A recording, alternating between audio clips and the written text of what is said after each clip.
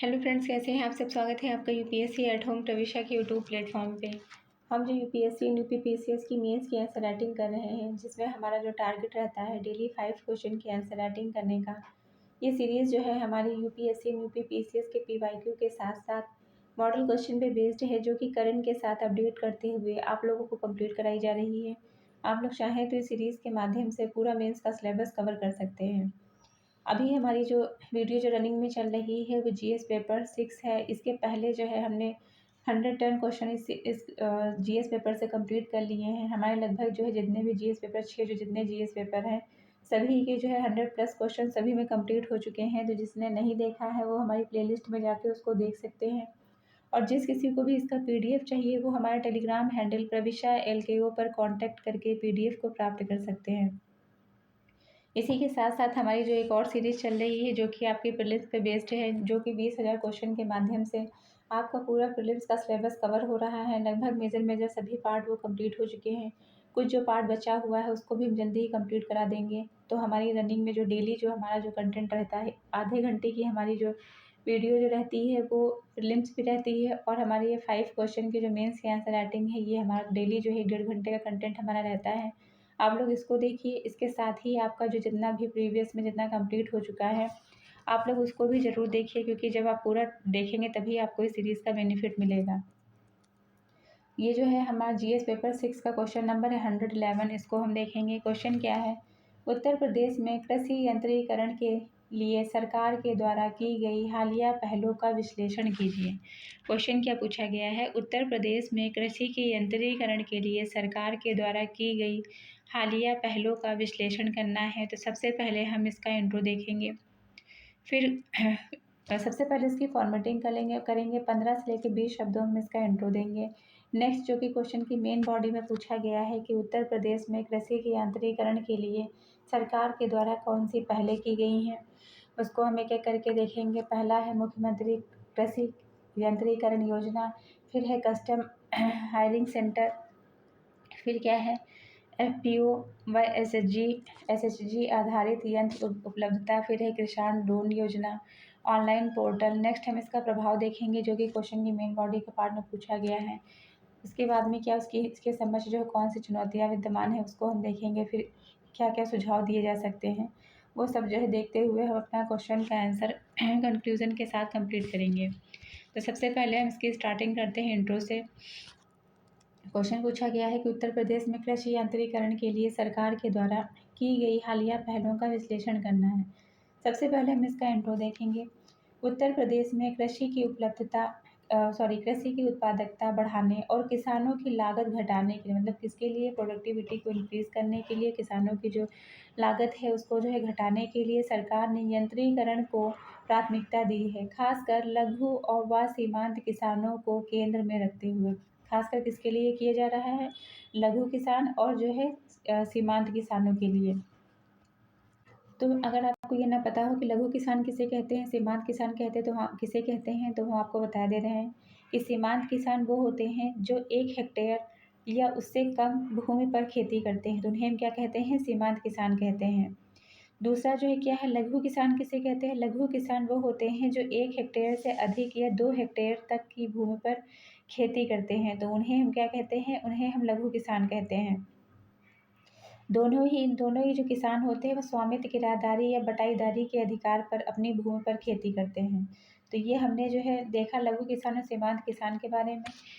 तो हमने इसमें क्या बात करी कि उत्तर प्रदेश में कृषि जो है मुख्य रूप से सीमांत और लघु किसानों पर आधारित है, जहां कम यंत्रीकरण, अधिक श्रम लागत अथवा उत्पादकता की समस्या रही है। इसी को ध्यान में रखते हुए सरकार, मतलब राज्य सरकार ने कृषि यंत्रीकरण को बढ़ावा देने के लिए विभिन्न योजनाएं व तकनीकी नवाचार अपनाए हैं। नेक्स्ट हम देखेंगे इसके संबंध सरकार के द्वारा हालिया पहलें कौन सी हैं, 2020 से 2024 के संदर्भ में देखेंगे। पहली है मुख्यमंत्री कृषि यंत्रीकरण योजना। ये ट्रैक्टर, थ्रेसर, सीड ड्रिल आदि पर 40 से 80% तक की सब्सिडी प्रोवाइड करती है। मुख्यमंत्री जो कृषि यंत्रीकरण जो योजना है ये कब की है, यह 2023 की है। ये क्या करती है, ये लघु व सीमांत किसानों को 40 से 80% तक की सब्सिडी प्रोवाइड करती है। यह किस चीज़ पर प्राथमिकता देती है, ट्रैक्टर, सीड ड्रिल और पावर स्प्रेयर थ्रेसर पर जो है ये क्या करती है, ये प्राथमिकता देती है। दूसरा हम देखेंगे कस्टम हायरिंग सेंटर CHC, इसके अंतर्गत क्या है, सामूहिक मशीनरी खरीद व साझा उपयोग। ये जो है क्या करती है, ये सामूहिक यंत्र सेवा केंद्र है, केंद्र के रूप में कार्य करती है। इसके अंतर्गत 2024 तक 4300 से अधिक SHCs ग्रामीण युवाओं के लिए रोजगार सृजन करती है। यह क्या करती है, ग्रामीण जो युवा हैं उनके लिए रोजगार भी प्रोवाइड करने का कार्य करती है। नेक्स्ट हम देखेंगे किसान ड्रोन योजना। इसके अंतर्गत किसान ड्रोन योजना के अंतर्गत कीटनाशक व उर्वरक छिड़काव हेतु ड्रोन पर 50% अनुदान क्या किया गया है। इसके अंतर्गत जो है कीटनाशक व उर्वरक छिड़काव हेतु जो है ड्रोन पर 50% अनुदान। नेक्स्ट है ऑनलाइन पोर्टल, इसके माध्यम से पारदर्शी वितरण और आवेदन प्रक्रिया।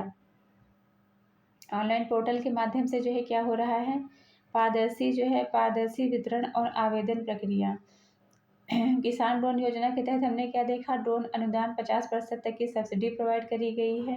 और इसके अंतर्गत क्या देखा, ऑनलाइन पोर्टल के माध्यम से हमने क्या देखा, ऑनलाइन पोर्टल के माध्यम से जो है यह पारदर्शी ऑनलाइन आवेदन प्रणाली है। आधार व बैंक लिंकिंग द्वारा सीधे लाभांतरण होता है इसके अंतर्गत।